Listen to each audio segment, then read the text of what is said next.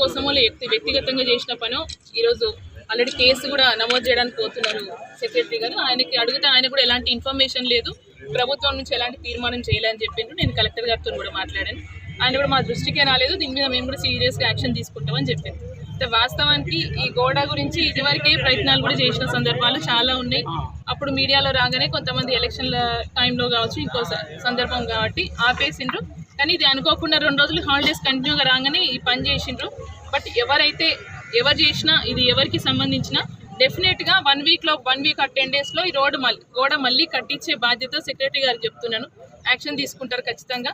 దీని మీద ఒకవేళ ఎలాంటి నిర్లక్ష్యం ఇక్కడ జరిగిన స్థానికంగా ఇది ఇన్ఛార్జ్ మినిస్టర్ గారికి, అంటే మన అగ్రికల్చర్ మార్కెట్ యార్డ్కి సంబంధించిన మినిస్టర్ గారి దృష్టికి తీసుకెళ్తాము. ఈరోజే అటు కూడా నేను కంప్లీట్గా రిపోర్ట్ పంపించబోతున్నాను మినిస్టర్ గారికి, అలాగే డిఎం గారికి, అందరికీ రిపోర్ట్ ఇస్తాము.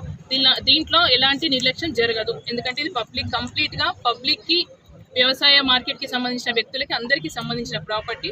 ఏ గవర్నమెంట్ ఆస్తి అయినా కూడా ఒక చిన్న ఇటుక తీయాలన్నా కూడా తీర్మానం చేయాల్సిందే అనే సంగతి ప్రతి ఒక్కరికి తెలుసు. సో వితౌట్ తీర్మానం చేయడమే ఒక నేరం. సో ఎవరైతే ఈ నేరం చేసినో డెఫినెట్గా వాళ్ళ మీద యాక్షన్ తీసుకుంటారు. అండ్ ఈ గోడను కూడా మళ్ళీ రీప్లేస్ చేసే ఖర్చు కూడా వాళ్ళే భరించే విధంగా చర్యలు తీసుకుంటామని తెలియజేస్తుంది.